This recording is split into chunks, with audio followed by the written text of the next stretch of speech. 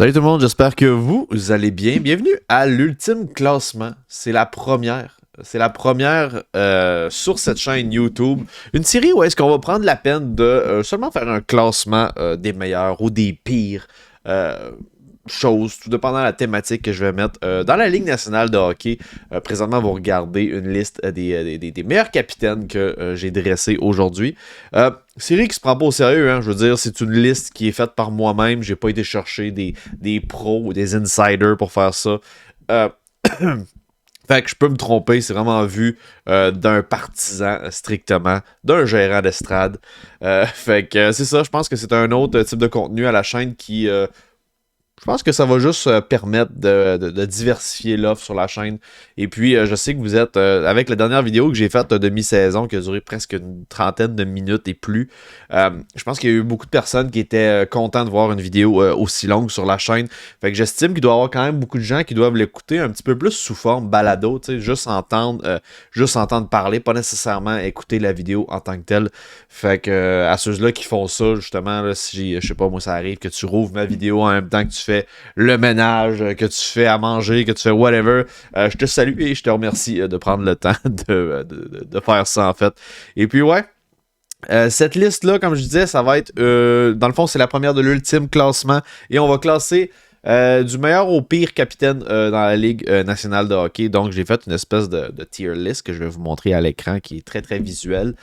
Donc, ici, j'ai tous les capitaines de différentes équipes. À noter, vous allez peut-être vous dire, ouais, mais il me semble qu'il n'y a pas beaucoup de capitaines, ils n'ont pas l'air d'être tous là. Eh bien, c'est parce que notez bien que dans la Ligue, il y a plusieurs équipes, j'ai été vraiment surpris, mais il y a plusieurs équipes qui n'ont toujours pas de capitaine désigné. En fait, il y en a 6 dans la Ligue qui n'ont pas de capitaine. Il y a les Ducks de Anaheim qui sont, somme toute, quand même une jeune équipe encore. Vont sûrement nommer un capitaine dès la saison prochaine, là, j'imagine. Les Coyotes encore qui, eux, depuis, je pense que, je sais pas si c'est depuis le départ d'Ekman Larson, mais je suis pas certain qu'il y a eu un autre capitaine depuis ce temps-là. Eux aussi, équipe plutôt jeune en ce moment. Il y a les Flames de la Calgary, que j'ai été assez surpris aussi de voir qu'eux, ils n'ont pas de capitaine. Puis, à être ben honnête avec vous autres, je me rappelle pas c'est qui leur dernier capitaine. Moi, j'ai Giordano dans la tête, mais ça se peut pas que ce soit aussi long. Puis, je pense pas que Johnny Hockey l'était avant. Donc, les Flames, ouais, n'ont toujours pas de capitaine. Les Flyers de Philadelphie également n'ont pas de capitaine. J'étais sûr qu'ils avaient donné le C à Couture, pas à Couture, Couturier. Mais non, Couturier, c'est ça, il est blessé encore depuis que Giroud n'a pas extensionné. Giroud qui était le dernier capitaine de cette franchise-là. Flyers, donc pas de capitaine. Kraken de Seattle, jeune équipe, je pense que c'est ça, c'est leur deuxième saison dans la Ligue nationale de hockey. Toujours pas décerné de capitaine, je crois. Ou je crois que c'était peut-être Giordano quand ils ont été le chercher au début. Mais bon, peu importe, ça change pas qu'ils n'ont pas de capitaine présentement. Et les Jets de Winnipeg qui, eux, ont congédié leur capitaine. Ils l'ont pas congédié, mais ils l'ont destitué de son C. C'était Blake Wheeler la saison dernière. Ils ont décidé de faire table rase et d'attendre une saison. Moi, je pense que ça vient avec le package deal qu'ils veulent offrir peut-être à un Dubois pour lui permettre de rester à la fin de la saison pour signer un contrat beaucoup plus long. Donc, ouais, c'est ça. Donc, comme je disais, les Ducks d'Anaheim, les Coyotes, les Flames, les Flyers, le Kraken et les Jets n'ont pas de capitaine au moment où est-ce qu'on se parle. Donc, c'est pour ça que la liste a l'air un petit peu plus courte. Je crois que vous pourrez ne le croire. Fait que, ouais, ça va être classé de S à D. Donc, S étant plus la catégorie comme, je pourrais la comparer comme légendaire. C'est vraiment là, les meilleurs des meilleurs capitaines dans la ligue actuellement. A étant, tu sais, vraiment très très bon capitaine, genre leadership assumé, assuré. B peut-être plus comme étant, ça va être encore des bons capitaines, mais vraiment moins bons en fait que les deux autres. Pour ce qui est de C, ça va être le average. Ça va être comme, c'est comme, tu comprends, c'est le minimum, je pense qu'on peut demander des capitaines. Et D, pour moi, ça va être la catégorie des capitaines qui le font tout simplement pas. Ils ne devraient simplement pas être capitaines. Il y a probablement d'autres éléments dans cette équipe-là qui pourraient être choisis, selon moi.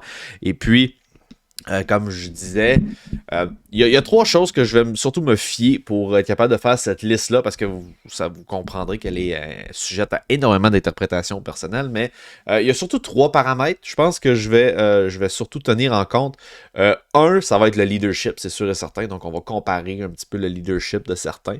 Le deuxième, ça va être, pour moi, un capitaine doit quand même assumer un certain rôle offensif, doit quand même être capable de produire beaucoup de points, doit être capable de tenir les rênes de l'équipe. Donc les points pour moi c'est quand même quelque chose de vraiment important. Donc le talent, je dirais en général.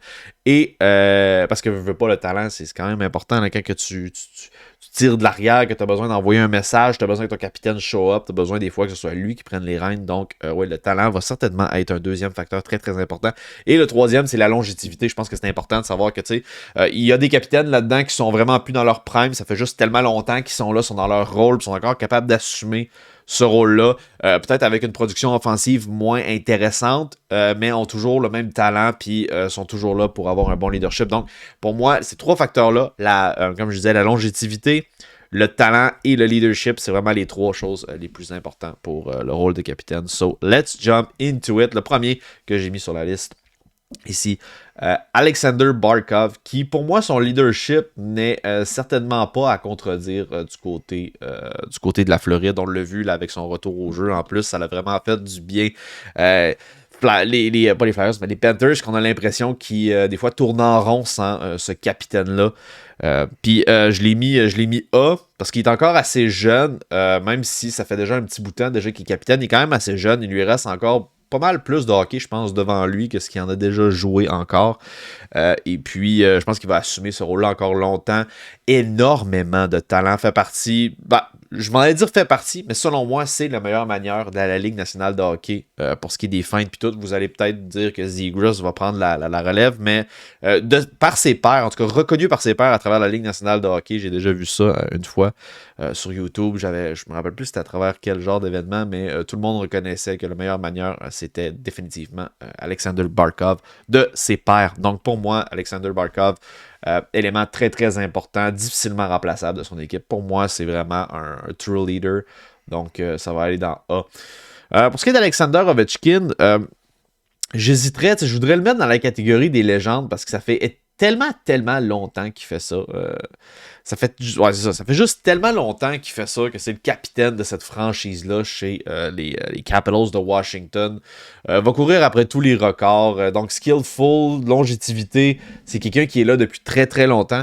Il y a peut-être le côté leadership que honnêtement, on a peut-être moins entendu parler de son leadership au travers de sa carrière.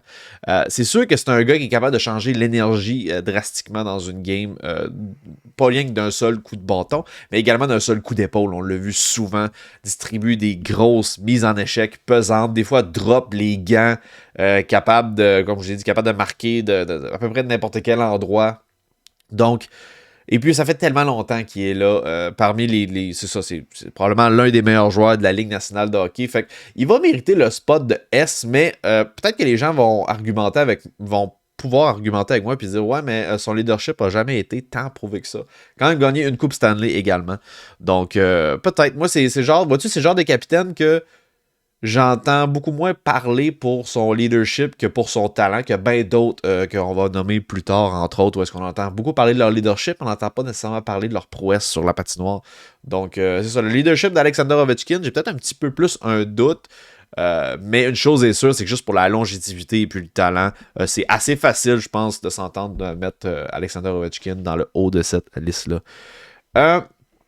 Andersley, pour moi, ça va être un C. Je vais vous expliquer pourquoi. Même si Andersley fait partie définitivement, selon ses pairs, d'un excellent capitaine, dans ma tête à moi, il a l'air d'être un petit peu là par défaut, je pense, parce que je trouve pas que chez les Islanders de New York, on a une méga profondeur dans cette équipe-là, surtout au niveau du leadership, mais j'ai l'impression qu'il manque de gros joueurs chez les Islanders de New York. Je pense que Barzal, entre autres, pourrait sans aucun doute être meilleur qu'Andersley. Ça, c'est le premier argument que j'ai. Le deuxième argument pourquoi je le mets là, c'est que Andersley, à toutes les années, il fait partie des grosses rumeurs de transactions. Il y a même une grosse rumeur qu'il l'a envoyée à Montréal l'année dernière ou l'autre année d'avant. On n'est pas 100% satisfait, je pense, dans l'ensemble de ce jeu-là, surtout pour le salaire qui commande. Je pense qu'il commande 7 millions encore pour plusieurs saisons. Je pense que c'est pas nécessairement, comme je l'ai dit, on n'entend pas nécessairement parler pour son leadership, à part ce que j'ai lu tout à l'heure. Il y a certains articles qui disaient que il était born to be captain pour cette franchise-là quand même, parce qu'il est là depuis tellement longtemps. Fait que son leadership, peut-être qu'il est peut-être supérieur ou égal à la moyenne, mais côté talent, je vous dirais que il est toujours. Il produit pas nécessairement un point par match. Il est vraiment en dessous de ça. Puis est impliqué souvent dans des rumeurs de transactions. Tu sais, quand tu mets ton capitaine impliqué dans des rumeurs de transactions assez solides en plus, ben là, c'est à se demander, tu sais, si tu as réellement besoin de ce style de leadership-là dans ton équipe tout le temps. Fait que c'est pour ça que j'ai un bémol avec Andersley, parce que sinon, j'ai absolument rien contre lui. Fait pas nécessairement de vague non plus, mais je vais le mettre C, surtout à cause de ça. Quand tu as des rumeurs intenses sur toi, ça l'entache certainement un peu ton dossier. Pour ce qui est de Bo Horvat, je vais le mettre dans la même catégorie. Je sais qu'il y a beaucoup de gens qui seront vraiment pas d'accord avec ça, mais c'est pour les mêmes raisons. Puis j'ai scruté quand même quelques articles tout à l'heure encore sur Bo Horvat. Entre autres ici, là, un tweet de Chris Faber. Bo Horvat, dans le fond, il crie après les linesmen, après un icing call, puis... genre, il dit nice to see the captain emotionally involved, mais c'est pas vrai. Il dit c'est bon de voir un capitaine comme ça être évolue émotionnellement, être impliqué émotionnellement, mais c'est pas vraiment vrai. Là, tout le monde voit que c'est un troll.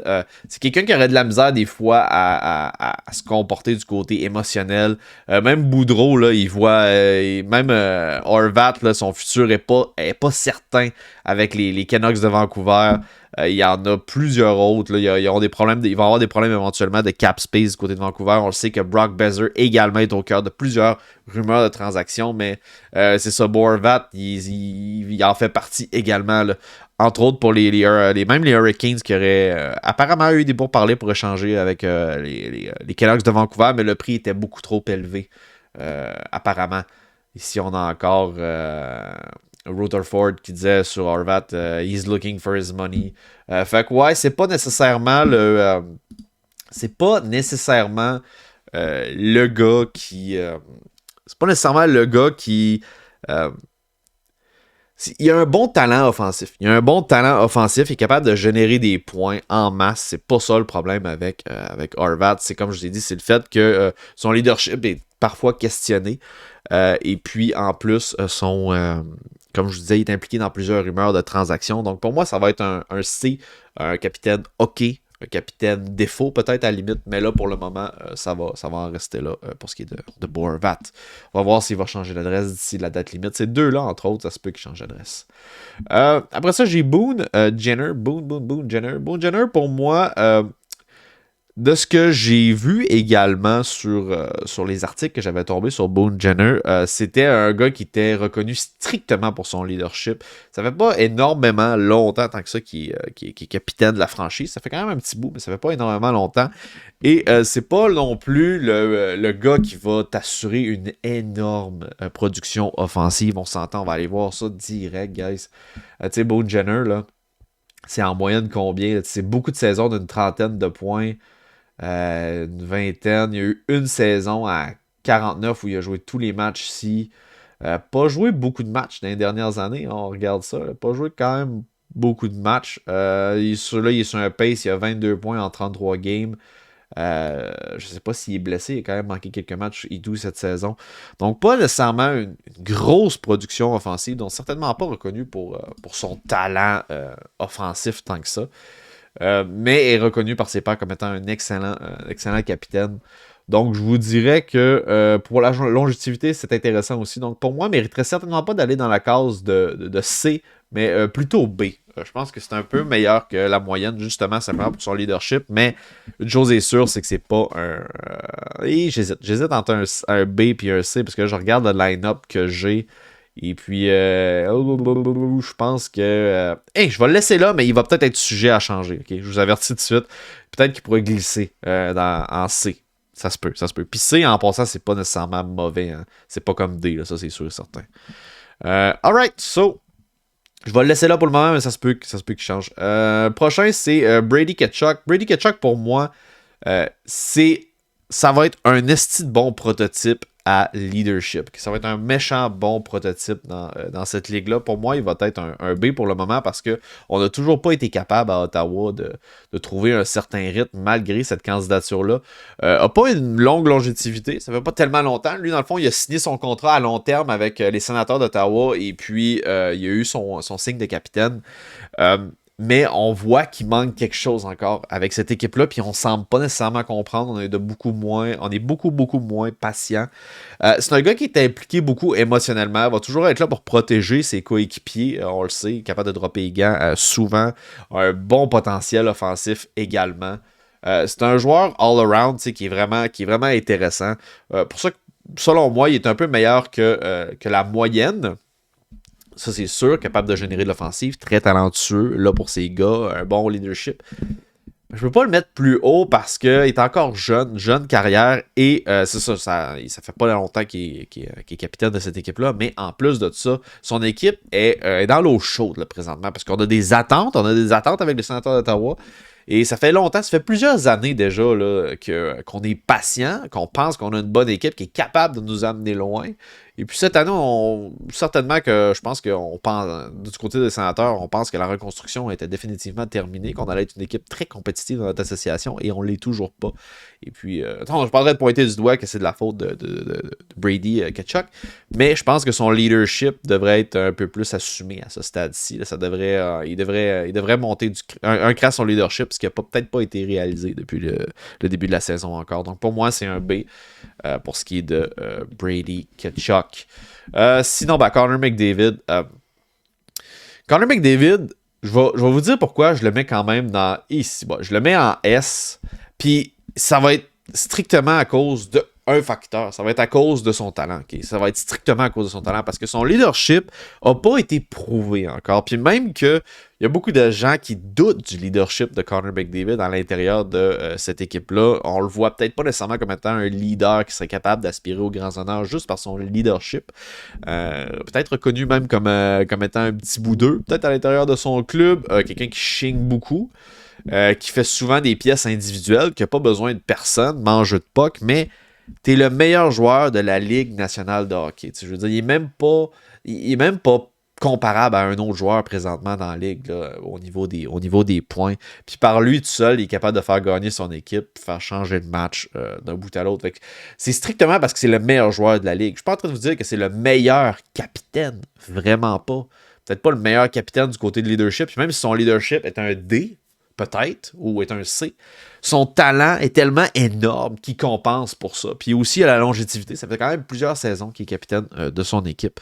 Donc je pense qu'on mise vraiment à long terme avec Connor McDavid, pas nécessairement pour assumer un leadership immédiat, mais un leadership à long terme. Peut-être que son leadership va évoluer aussi à travers le temps. Mais c'est ça. Pour le moment, j'ai pas le choix de le mettre dans le S parce que c'est le meilleur joueur de la Ligue nationale de hockey. Tu ne trouveras pas personne d'autre qui est meilleur que lui en ce moment dans la Ligue. Puis il est capable de changer le match. Il n'est pas capable. Il change le match à lui tout seul à chaque rencontre. Fait qu'il va rester un S pour moi. Après ça, on a Dylan Larkin. Dylan Larkin qui, sans aucun doute, pour moi, lui aussi, va au moins être B, va être au-dessus de la normale. C'est un capitaine qu'on n'entend pas beaucoup parler, mais une excellente production offensive. Puis présentement, je crois que c'est quand même le meilleur joueur de son équipe. Pareil, il va rester le meilleur joueur de son équipe pour un petit bout de temps. Ça, la fait qui m'inquiète, c'est que je pense qu'il devient agent libre. Je suis pas encore certain. Je pense qu'il devient agent libre à la fin de la saison. Je sais pas si c'est avec ou sans restriction, mais j'ai hâte de voir quel genre de salaire qu'on va donner à Dylan Larkin, qui pour moi est un true leader quand même assumé. Il y a un bon leadership. Je pense que j'en attendrais peut-être un petit peu plus encore de lui quand même. Même que je l'ai mis dans le B, je me trouve sévère. Là. Je regarde ça encore, je me trouve sévère, mais c'est parce que j'ai des gars que je pense qui sont supérieurs à lui, qui vont s'en venir tantôt. Mais non, c'est un excellent. Il est à cheval entre le A et le B pour ce qui est de Dylan Larkin. Ça va être intéressant de voir dans les prochaines années quel genre de rôle de leadership il va pouvoir assumer au sein de cette très très jeune équipe-là qui est les Red Wings de Détroit. Fait que sans aucun doute, Dylan Larkin a une bonne note quand même, va se retrouver aux alentours de B.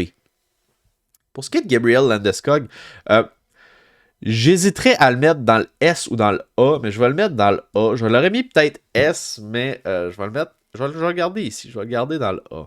Ouais, je vais le garder dans le A. Gabriel Landeskog qui vient tout juste de remporter la Coupe Stanley avec son équipe. Excusez-moi. C'est ça que ça fait de parler beaucoup trop. Je prends une gorgée d'eau. Désolé. Ok, je suis back.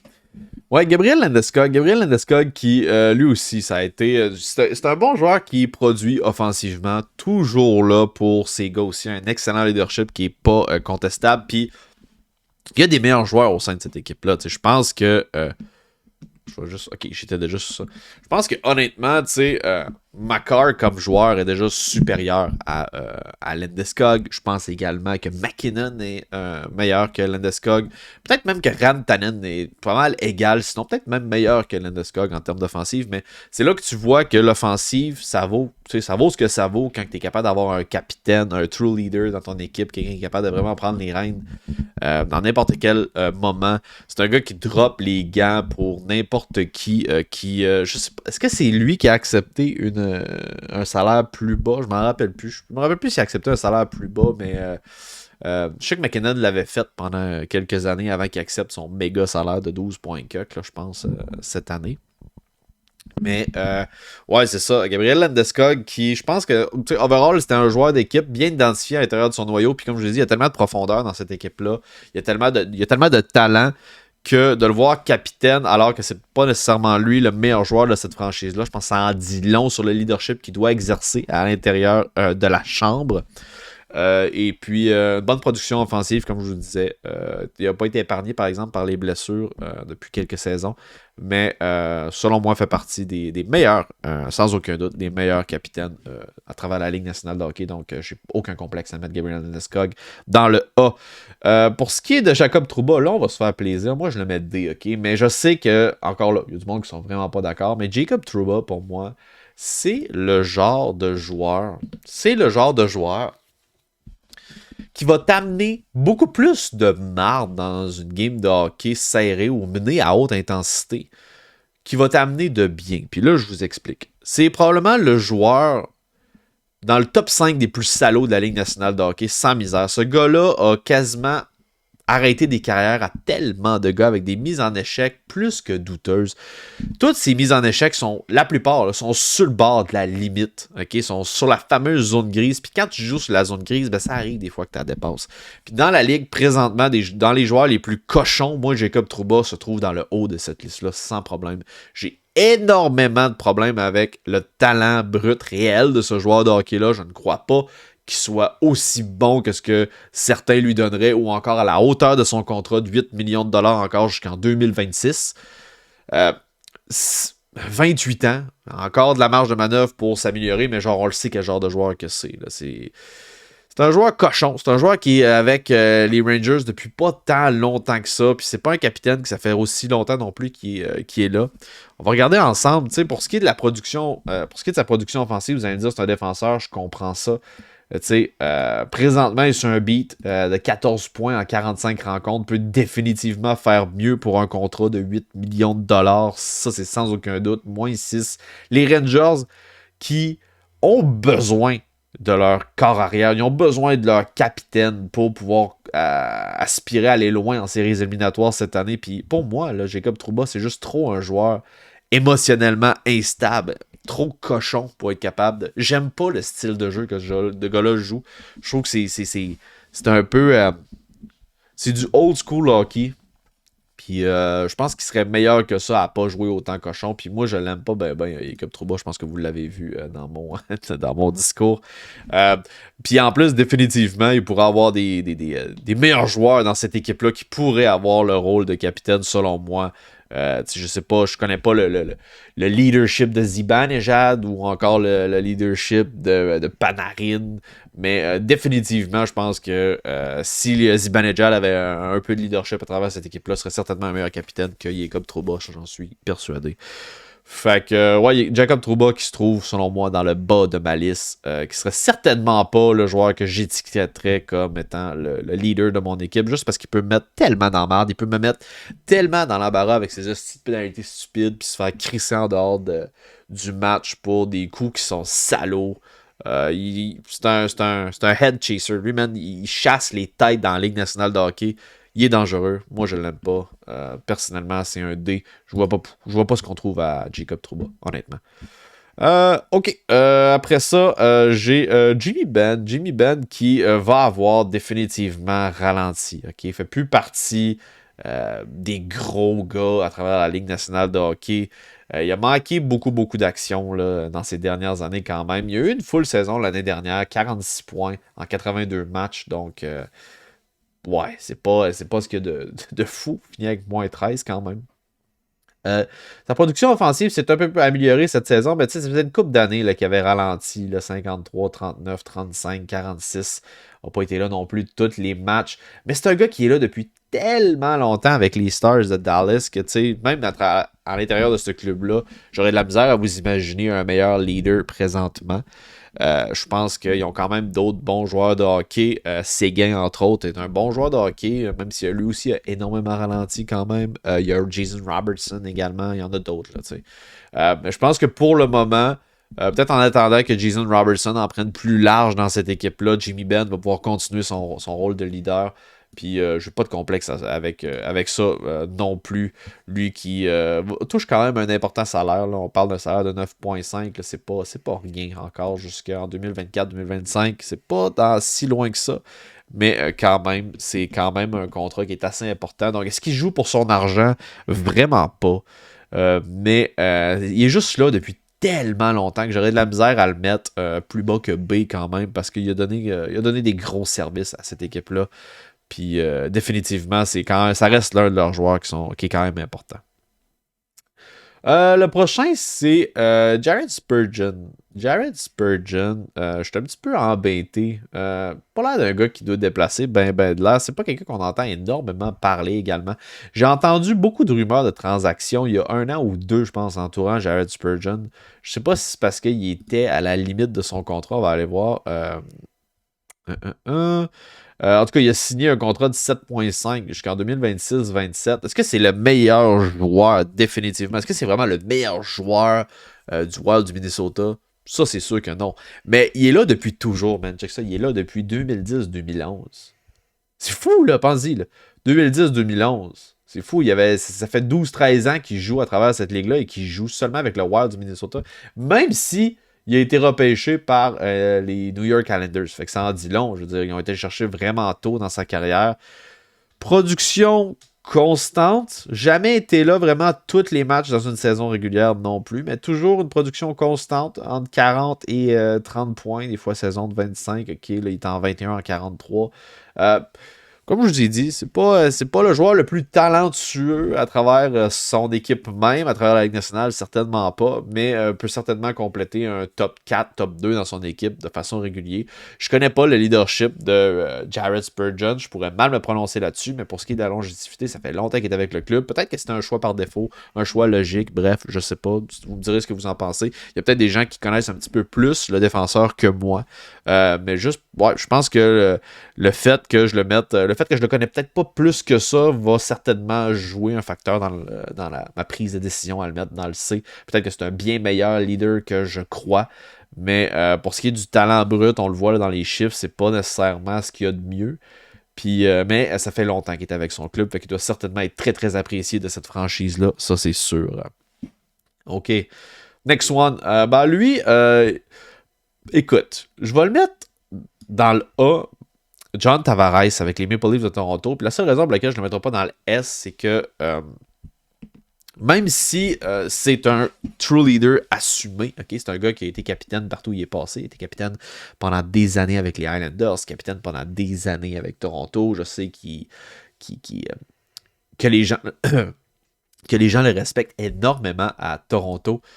Il n'a pas été capable encore de remplir les fameuses attentes de Toronto. Puis c'est pas juste de sa faute, ok? Mais il est capitaine de une des plus grandes équipes Original Six de la Ligue, ok? Vraiment la vache à lait de la Ligue nationale de hockey. Il est capitaine de cette équipe-là. Et puis quand il est arrivé avec pas les sénateurs, avec les Leafs de Toronto, on a tout de suite pensé que c'était l'élément qui manquait pour pouvoir aller chercher cette fameuse coupe Stanley-là.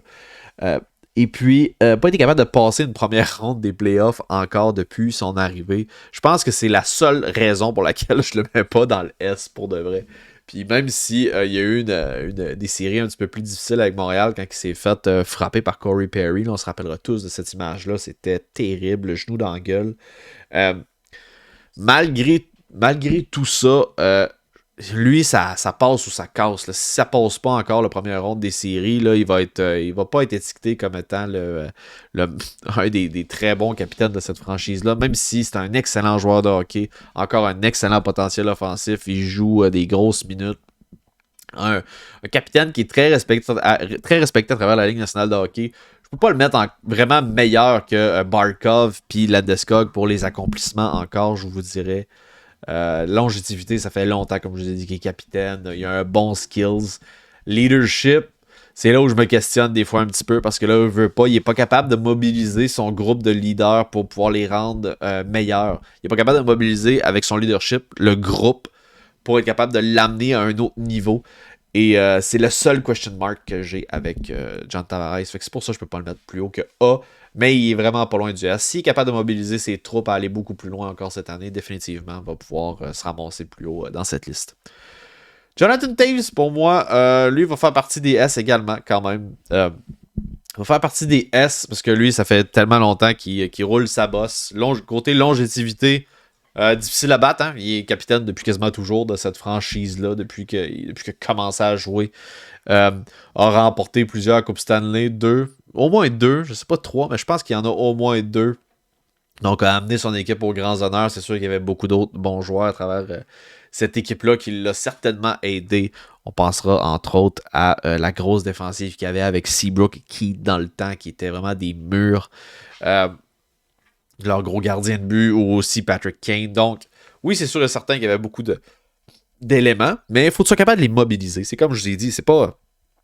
Les Maple Leafs de Toronto, sur papier, ont toujours une des meilleures équipes à travers la Ligue nationale de hockey. Puis sont jamais capables d'aller plus loin parce qu'il faut que tu mobilises ces joueurs de hockey-là. Puis mobiliser les joueurs de hockey, c'est là où tu as besoin du leadership. Puis c'est là où souvent on se rend compte si le leadership passe ou si le leadership casse. Fait que la grosse différence, c'est que vous pourriez me dire, John Tavares est bien meilleur que Jonathan Toews. Je pourrais vous dire, ouais, peut-être, ouais, c'est possible. C'est vraiment possible, ouais. Mais est-ce qu'il est capable de mobiliser ses gars? Il est capable de faire la différence dans le vestiaire? C'est ça qui est la grosse différence entre Jonathan Toews, ce qu'il a accompli, versus John Tavares. Donc, définitivement, pour moi, Jonathan Toews va être parmi la fameuse, les meilleurs capitaines de la Ligue nationale de hockey. Jordan Staal, côté longévité, ça fait longtemps qu'il fait ça. Okay? Ça fait longtemps que Jordan Staal fait ça. Ça fait tabarnak, man. Écoute, il était avec Pittsburgh pendant une couple d'années, mais il est avec la Caroline depuis 2012-2013. Fait qu'il roule sa base depuis longtemps. Moi, la seule affaire, c'est que oui, c'est un gars constant, mais c'est pas un gars qui est très, très productif et manque souvent plusieurs matchs dans une saison. 30, 40, 40... 20, 30, tu sais, je vous dirais qu'il y a peut-être un 33 points de moyenne, peut-être un 35, on va dire 35, juste pour la forme. Hey, ici, là, non, je regardais dessus là-bas, je regardais pas la bonne colonne, excuse-moi, 40, 45, 40, ok, on va dire entre 35 et 40 points par saison. Ton leader fait entre 35 et 40 points par saison, c'est sûr que c'est un petit peu difficile de faire passer ton message dans ce temps-là. Parce que t'es pas nécessairement... il y a beaucoup d'autres joueurs qui sont bien meilleurs que lui à travers ce club-là, entre autres Sébastien Howe ou encore Svechnikov. Fait que tu sais, ils ont des meilleurs joueurs qui pourraient peut-être remplir ce rôle-là. Ils ont-tu un meilleur leadership? Peut-être pas. Je pense que c'est vraiment la longévité qui fait la différence dans ce cas-ci. Puis le fait que c'est un joueur qui est constant, Jordan Staal. Peut-être c'est ça. Je sais pas si son leadership est autant assumé dans la chambre, si tout le monde est catégorique avec ça. Mais tu sais, il a toujours rempli le rôle de troisième centre avec Pittsburgh. Je sais pas s'il joue encore le rôle de troisième centre ou de deuxième avec la Caroline, mais définitivement, ce sera pas parmi... C'est peut-être un très bon capitaine, mais genre quand tu lèves d'une coche puis tu le compares avec la branche qu'on a ici, peut-être mis à part, comme je vous ai dit, Boone, que je suis pas encore certain, là. Boone Jenner, je pense pas qu'il est meilleur capitaine qu'aucun des gars qui sont au-dessus de lui. Fait que c'est pour ça qu'il se ramasse dans la slot de C. Pour ce qui est de Kyle Okposo, pour moi, écoute, c'est pas... c'est un choix qui est quand même difficile à faire parce que normalement, je l'aurais mis straight dans le D avec avec Trouba. OK, puis je vais quand même le faire. OK, je vais le faire quand même. Je vais quand même le faire. Je vais le mettre dans le D. Simplement parce que la seule chose qui colle à la peau de Okposo, c'est son expérience. Okay? C'est son expérience parce que sinon, c'est un joueur qui, plus souvent qu'autrement, va avoir été décevant. A eu un contrat de 6 millions jusqu'à la fin de cette année. Puis je ne sais pas s'il va être re-signé encore avec ce club-là. Ça a été un contrat qui a été extrêmement lourd à porter. Puis je vais vous ramener un petit peu dans le temps pour illustrer ce que je veux dire. Mais Kyle Okposo a fait partie des joueurs qui a hérité un petit peu du talent et des bonnes grâces de John Tavares, qui lui a joué avec un peu n'importe qui, avec les Islanders de New York. Je ne sais pas si vous vous en rappelez, mais dans le temps, il y avait aussi Matt Moulson. Matt Moulson et Kyle Okposo ont fait partie des joueurs, selon moi, qui ont profité des talents, des talents puis d'avoir joué avec John Tavares dans son prime pour pouvoir aller chercher des gros contrats. Parce que 6 millions, je ne sais pas si vous vous en rappelez, là, mais il me semble que c'était pour plusieurs saisons. Si c'était pas un 8, c'était un 10 ou même plus long que ça, je sais pas. Mais il me semble que ça a été un esti de long contrat pour Kyle Okposo. Puis on l'a regretté en tabarnak quand les Islanders ont décidé de l'échanger. Les Sabres l'ont regretté définitivement les premières années. Ça, c'est sûr. Avait un rendement qui était beaucoup moins estimé, puisque je vous le dis, là, la masse salariale n'était pas haute à ce point-là, dans ce temps-là. Fait que 6 millions, c'était énorme sur la masse salariale. Bon, a eu des saisons de 45 points, 40 points, pas si mal, mais garde la dégringolade, 29, 19, 13, même qu'il a joué 78 games dans cette saison-là, 29 points, moins 9, toujours été dans le négatif depuis ce temps-là. Cette saison, 17 points en 36 matchs, c'est pas mauvais. Arrive il y a 34 ans. Le champ du signe est pas loin derrière Kyle Okposo. Je suis pas certain qu'on va le re-signer d'ici la fin de la saison. Fait que juste pour cette raison-là, le fait que je pense que t'es pas certain de re-signer ton capitaine, je pense qu'il y a d'autres personnes qui vont assumer ce rôle-là très bientôt avec les Sabres de Buffalo. On a une très très jeune équipe. Je pense qu'on va peut-être le donner à Tage Thompson d'ici la fin de la saison avec la fin de la saison, dès l'année prochaine. Sinon, il y a d'autres bons joueurs également. Pas mal, je vous dirais qu'il pourrait y avoir 6-7 joueurs, si c'est pas 8, qui sont encore meilleurs que Kyle Okposo dans cette équipe-là. Fait que définitivement, pour toutes les raisons que je vous ai énumérées, Kyle Okposo mérite certainement d'être dans le D, peut-être dans le C. J'ai l'impression que c'est par défaut que ce joueur-là s'est ramassé capitaine, seulement pour son expérience. Après ça, on a Logan Couture. Logan Couture qui pourrait être à cheval entre A et B, mais je pourrais pas comparer tant Logan Couture encore là, à Alexander Barkov, John Tavares. Peut-être que oui, peut-être que non. Peut-être des gens qui ne seront pas d'accord avec moi. Moi, je vais le mettre dans le B. Mais, tu sais, leadership assumé aussi. Je sais pas s'il va signer lui aussi. Y a-tu signé ou il va signer bientôt? Je pourrais pas vous dire. Il me semble que dans ma tête à moi, il a déjà signé. Mais je pourrais me tromper. Peut-être qu'il va signer à la fin de la saison. Je dis ça parce que quand je joue à NHL en mode franchise, il est toujours disponible et je vais toujours le chercher à la fin de cette saison-ci. Parce qu'encore là, lui, c'est un leadership qui est assumé. Ça va bien dans cette équipe-là. Il y a un bon rendement offensif quand même. On l'a vu à Montréal, il est explosif encore pour l'âge qui est rendu. C'est parfait. Je pense simplement pas qu'il se trouve dans l'élite des joueurs de la Ligue nationale de hockey, parmi l'élite dure des capitaines, mais certainement c'est un joueur élite quand même là, dans la Ligue. Je parle juste que malheureusement, il n'a pas été capable d'amener son équipe nécessairement aux grands honneurs, même s'il n'a jamais eu nécessairement une équipe pour pouvoir le faire tant que ça.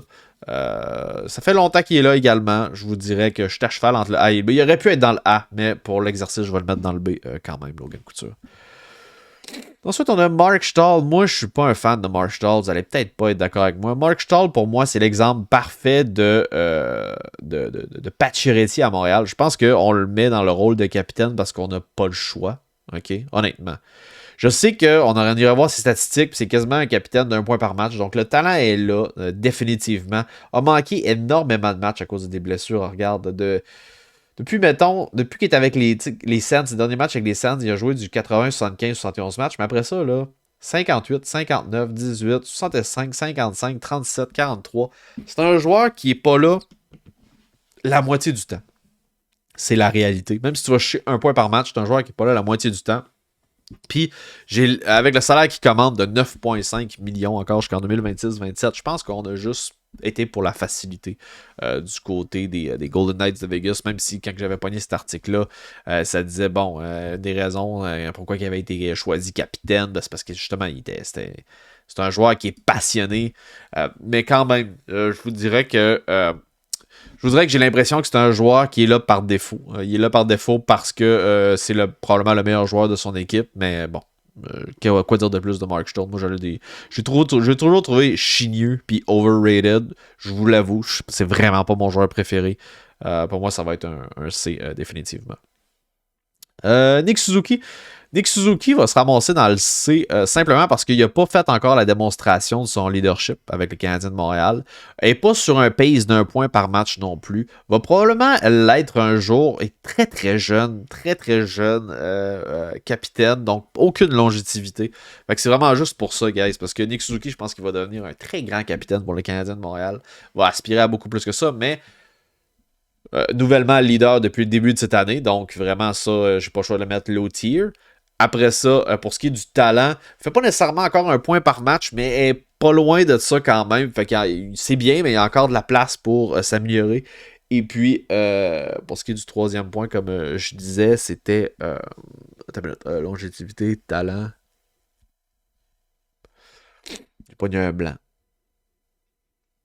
Leadership, excuse-moi. Son leadership n'a pas été démontré encore vraiment au courant de cette année. Puis même que y a beaucoup de gens qui parlent beaucoup que depuis quelques semaines, depuis un mois, plus invisible sur la glace, plus effacé, vraiment ralenti. Des fois, c'est un gars qui réplique également quand même beaucoup là, quand qui se fait donner des petits coups, des mises en échec. Aime pas bien ça se faire brasser. Fait que définitivement, son leadership va être testé au courant des prochaines années. Va être assujetti à monter dans cette liste-là, je crois. Mais présentement, je peux pas le mettre vraiment plus haut que C. Bon, excusez-moi, où j'en étais, Nico Hischier. Ouais, Nico Hischier, pour moi, va faire partie des jeunes excellents capitaines qu'il va avoir au fur et à mesure que les années vont passer aussi. L'avenir est belle pour les Devils du New Jersey. Ça, c'est sûr et certain. Il va y avoir de la profondeur également. Ouais, l'avenir est vraiment belle au New Jersey.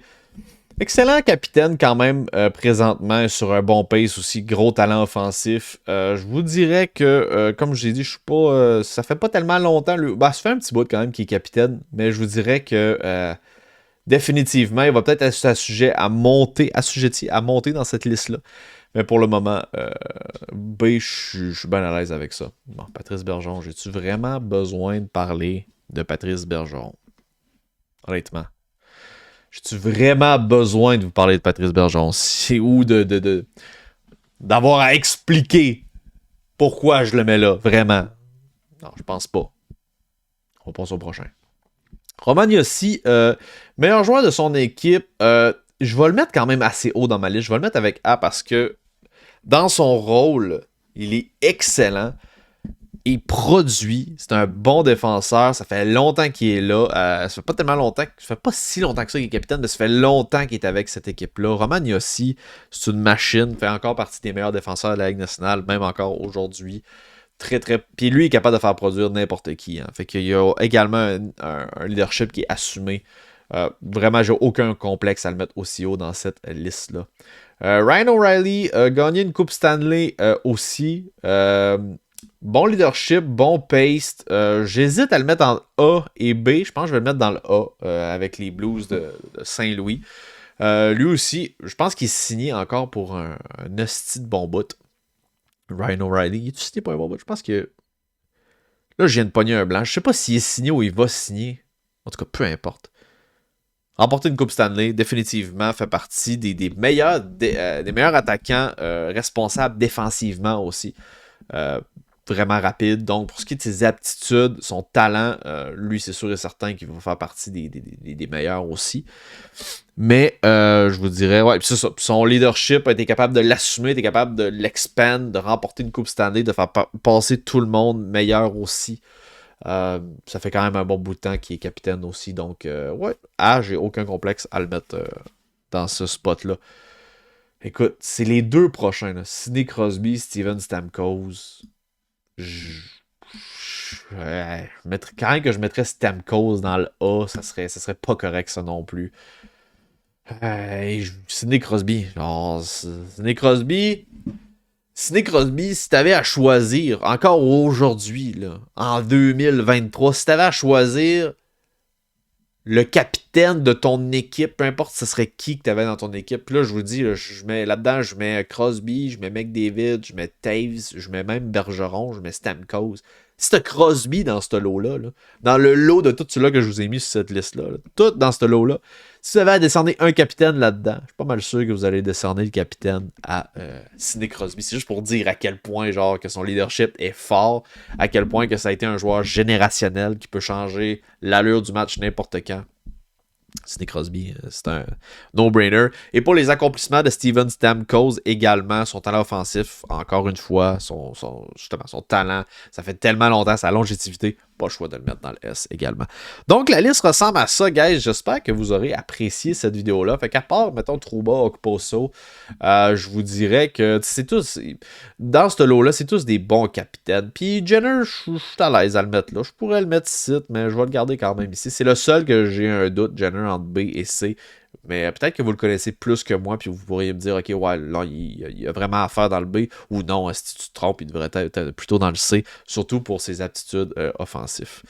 Donc, comme je vous disais, j'espère que vous aurez apprécié cette vidéo-là, qui va certainement être assez longue, mais c'était la première de l'ultime classement. Ça fait déjà un bon bout de temps que je parle, là, je vois le chrono. Je vous souhaite une excellente fin de journée.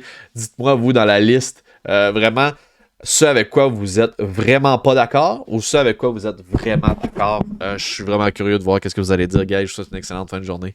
Peace out.